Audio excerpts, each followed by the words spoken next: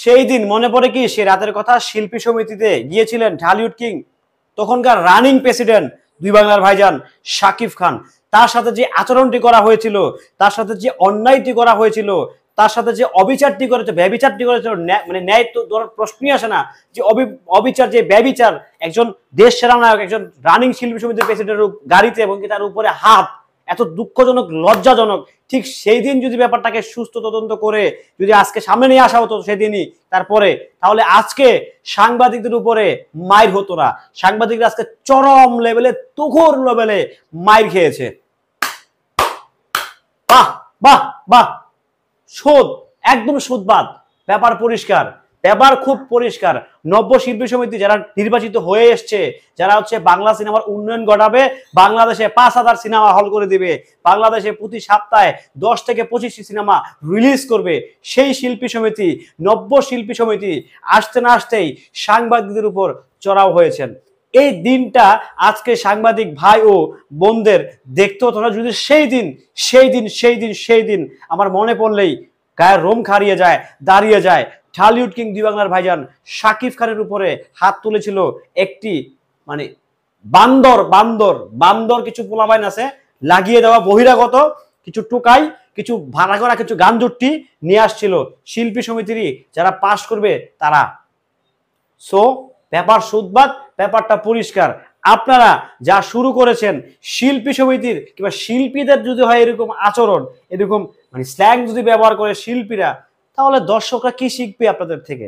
অবশ্যই আপনাদের থেকে দর্শক কিছু শিখে না, যারা এখন শিল্পী সমিতি গঠন করেছেন কিংবা আগে যারা ছিলেন, মানে আপনাদের থেকে যে পাবলিক খুব গুরুত্বপূর্ণ মেসেজ নিয়েছে কিংবা দুর্দান্ত লেভেলের মেসেজ নিয়ে তাদের লাইফে উন্নয়ন ঘটাইছে, এটা না।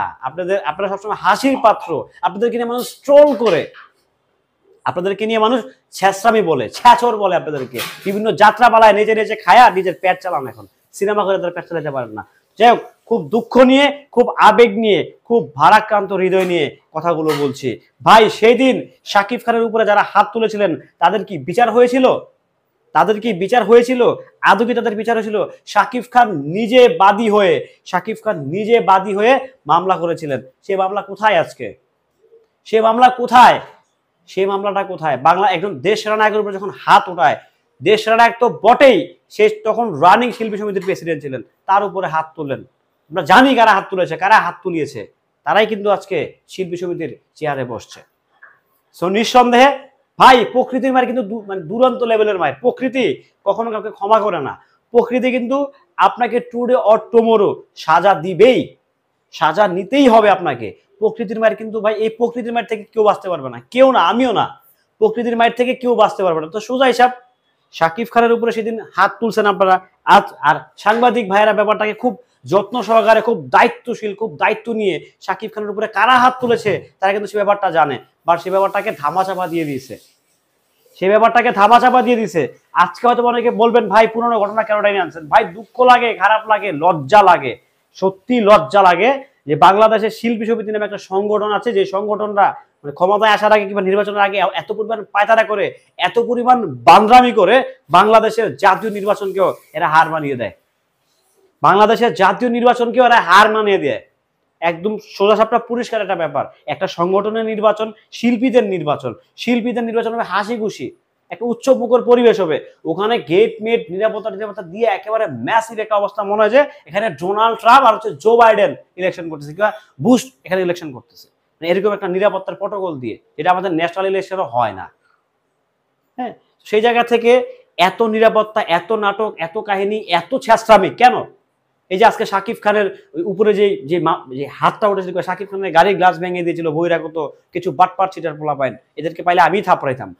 হ্যাঁ, ওই বিচারটা যদি হয়ে যেত তাহলে আজকের এই দিনটা অন্তত সাংবাদিকদেরকে দিতে হয় না।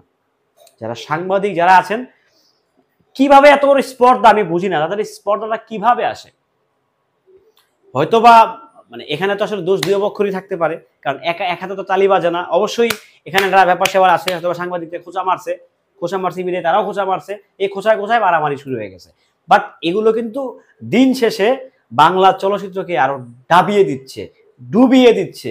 এমনিতে তো বাংলা চলচ্চিত্র নাই বললেই চলে, এক শাকিব খানের উপরে মানে কোনো মতে টেনে এসেছে শাকিব খান চালাচ্ছে, কোনো মতে।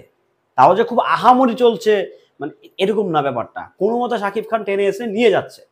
তো সেইখান থেকে যতটুকু আছে এই ব্যাপারটার ইজ্জতটা মাইরা না, হোগাটা মাইরেন না সিনেমা ইন্ডাস্ট্রির। জাস্ট এতটুকু বলতে পারি, হোগা টোগা মাইরা দিয়া বাদ দেন, বাংলা চলচ্চিত্রকে বাদ দেন। আর না হইলে আপনাদের যদি এত হ্যারম থাকে এফডিসি থেকে বের হইয়া নিজেরা অফিস খোলেন, শিল্পী সমিতি বানান, বিভিন্ন সমিতির অফিস খোলেন এফডিসির বাহিরে। এফডিসিতে করেন, এফডিসি একটা শিল্প চর্চার জায়গা, এখানে মারামারি হানাহানি করার জায়গা না, এখানে শিল্প চর্চা হবে। এখান থেকে বিভিন্ন আর্টিস্ট বের হবে, বিভিন্ন প্রতিভারা বের হবে, এখান থেকে বিভিন্ন ট্যালেন্ট, যারা ক্লেভার তারা বের হবে এখান থেকে। এখান থেকে গরু ছাগল বের হবে না, হাঁস মুরগি বের হবে না। সো এটাই খুব দুঃখ নিয়ে কথাগুলো বললাম ভাই। আমার মনে হয় আপনারা বুঝতে পেরেছেন আজকের যে ব্যাপারটা, খুব অনাকাঙ্ক্ষিত একটা ঘটনা ঘটে গেছে শিল্পী সমিতিতে, যেটার জন্য আসলে কেউই প্রস্তুত ছিলেন না। সো যেহেতু আমরা বাংলা সিনেমা নিয়ে কথা বলি, শাকিব খানকে নিয়ে কথা বলি, সো হঠাৎ করে মনে পড়ে গেলো শাকিব খানের কথা। যদি সেই বিচারটা সেদিন হয়ে যেত, তাহলে অন্তত আজকে সাংবাদিকরা মাইর খায় না। এর চেয়ে লজ্জা কিছু থাকতে পারে? এর চেয়ে লজ্জাজনক কিছু থাকতে পারে? সাংবাদিকদের উপরে হাত তোলে শিল্পীরাও কতটা ভদ্র, কতটা হাম্বল সেটা বোঝাই যাচ্ছে। তারা কতটা যে হাম্বল সেটা বোঝা যাচ্ছে। সো নিঃসন্দেহে খুব ভালো কিছু করেছেন আপনারা। বৃক্ষ তোমার নাম কি, ফলে পরিচয়। দেখা যাক আপনারা কতগুলো সিনেমা করেন, কত কি দেয়। নব্য কমিটির জন্য শুভকামনা, অভিনন্দন আপনাদেরকে, কংগ্রেস, অগ্রিম অভিনন্দন। আপনারা ক্ষমতা বুঝে নিয়েছেন আজকে। বাট এই হানাহানি মারামারি কাটাকাটি থেকে বের হয়ে আসতে হবে, সুষ্ঠু ধারার চলচ্চিত্র নির্মাণ করতে হবে। ওই শাকিব খানকে আটকা, উমুককে আটকা, তুমুককে আটকা, এইসব ফাইজলামি বন্ধ করতে হবে। যদি পারেন কোয়ালিটিফুল সিনেমা দেন, না পারলে ঘোষণা দিয়ে এফডিসি থেকে বের হয়ে চলে যান। আপনাদের দায়িত্ব হচ্ছে ভালো ভালো সিনেমা করা, ভালো ভালো। শাকিব খানের একার দায়িত্ব না ইন্ডাস্ট্রিকে বাঁচিয়ে রাখা, আপনাদেরও দায়িত্ব আছে, আপনাদেরও রেসপন্সিবিলিটি আছে। সো ওই জায়গা থেকে যার যা দায়িত্ব সে নেন।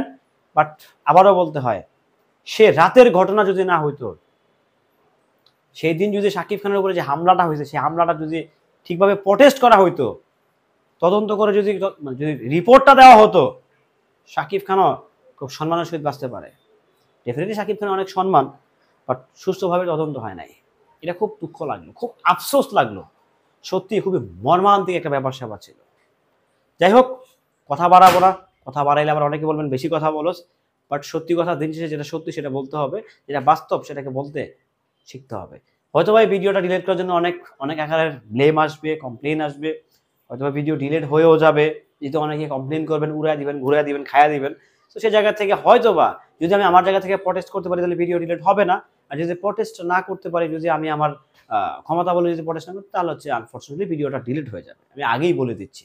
অনেকে বলবেন যে ভয় ডিলিট করে, ভয় না ভাই, সবারই জানার আছে। বাট তারপরেও আমার কাছে মনে হচ্ছে যে অন্যায় হয়েছে, শিল্পীদের অন্যায় হয়েছে, সাংবাদিকদের অন্যায় হয়েছে। সবচেয়ে বড় অন্যায় হয়েছে শাকিব খানের সেদিনের হামলাটার পর যদি তদন্ত হইতো, তাইলে আর এই ব্যাপারগুলো আজকে ঘটে না। ভালো থাকবেন, সুস্থ থাকবেন, আল্লাহ হাফেজ।